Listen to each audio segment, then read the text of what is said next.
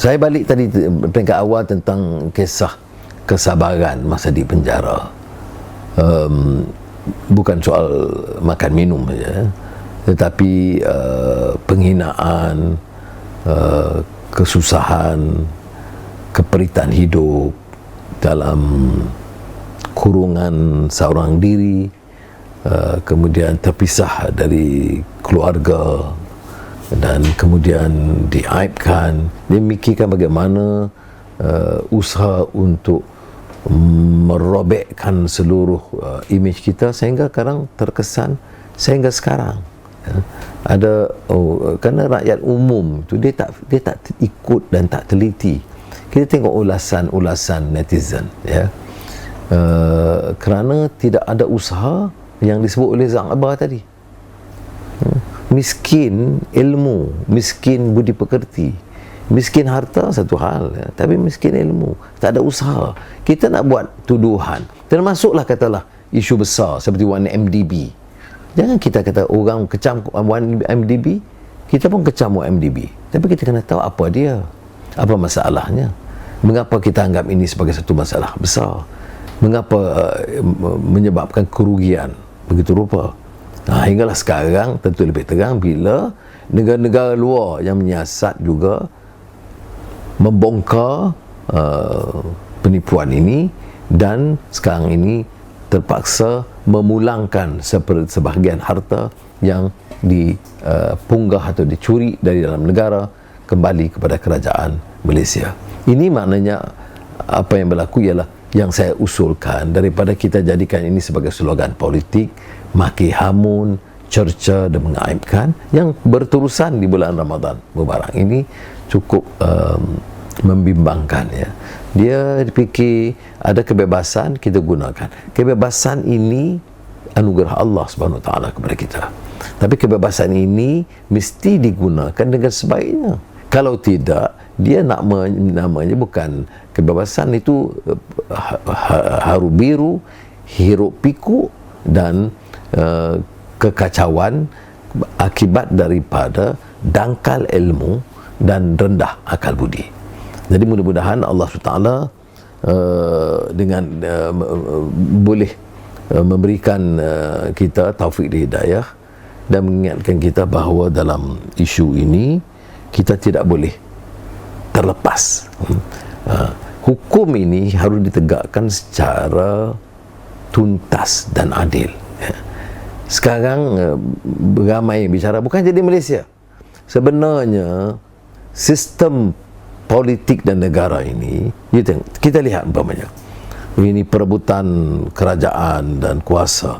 Akhirnya apakah kita nak tukar dasar tolong orang susah? Apakah kita nak banterah rasuah? Apakah kita nak jamin masa depan yang lebih baik, akhlak yang lebih baik? Tak. Yang jadi rebutan dan persaingan dan perebutan berbulan-bulan ini, siapa jadi menteri, siapa jadi Timbalan Menteri, siapa jadi JLC. Dalam keadaan yang menganggur mencecah ratusan ribu. Dalam keadaan kita terpaksa mengagihkan makan minum kepada rakyat jelata. Sebab itu kita harus kembali kepada akar ajaran Islam. Dalam pengalaman Islam, keadilan, menegakkan hukum itu suatu yang sangat ditekankan. Para hakim, pendakwa, penyiasat itu bertanggungjawab besar. Jangan rasa angkuh dan kerana mereka ada kuasa tetapi tidak menegakkan hukum dengan adil. Dalam hadis Rasulullah sallallahu alaihi wasallam, pengatur pengalaman yang banyak memberi pengajaran yang kepada kita, kena baca dan dengar dengan teliti. Ini hadis ini sahih di riwayat Muslim. Ayyuhan nas, innama ahlakal ladzina qablakum annahum kanu idza saraqa fihim asy-syarif tarakuhu wa idza saraqa fihim ad-dha'if aqamu alaihi al-hadd. Wa imullahi law anna Fatimah bint Muhammad saraqat laqata'tu yadaha wa fi dan berikutnya, iaitu maksudnya apa? Wahai manusia, Ingat, ini negak hukum ini bukan saja kepada orang Islam, tetapi kepada manusia seluruhnya. Ayyuhan nas, wahai manusia. Ya, sebab Islam ni tidak menetapkan hukum bagi orang Islam dan kategori hukum lain bagi orang lain. Soal keadilan itu mesti menyeluruh kepada semua manusia. Kalau dalam negara kita, rakyat negara. Wahai manusia, sesungguhnya mereka sebelum kamu binasa kerana tak kala orang yang mulia, mana pembesar, bangsawan, konglomerat, korporat besar-besar ni, ya. Ingat, dulu masyarakat lama binasa kerana tak kala orang yang mulia mencuri, mereka lepaskannya. Dan tak kala orang biasa, rakyat jelata. Ini bukan sebut dari biasa. Fihim daif, orang daif, orang yang dari pendapatan rendah, golongan duafa ni, golongan yang miskin, yang susah. Di antara kamu orang yang daif mencuri, maka cepat, pantas kita menghukumnya.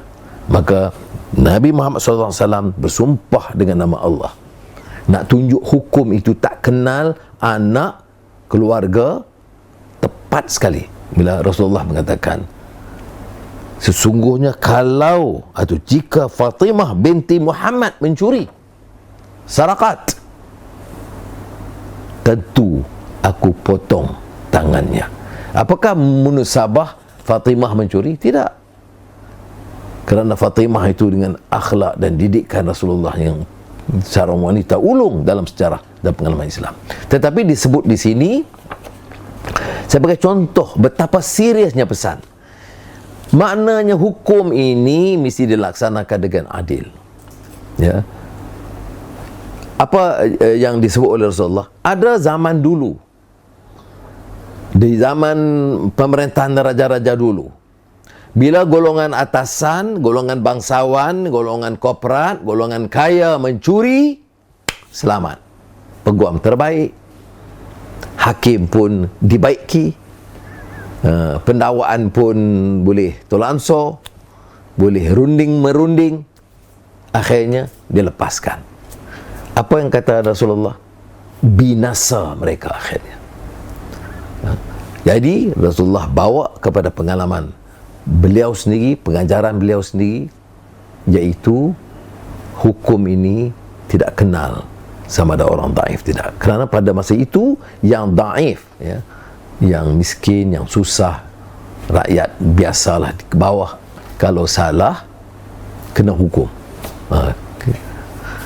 Dan itulah Nabi Muhammad SAW sumpah, andai kata jika Fatimah binti Muhammad itu mencuri, dipotong tangannya. Begitu nak tunjuk supaya orang gerun terhadap hukum. Inilah sebab kadang-kadang dalam PKP ini kita rasa gusar, pusing, ya. Kalau orang besar VIP, denda sikit. Kalau nelayan, masuk penjara. Allah, kita dah merdeka 62 tahun. Hukum kita, kalau ikut hadis ni, macam orang-orang purba dulu.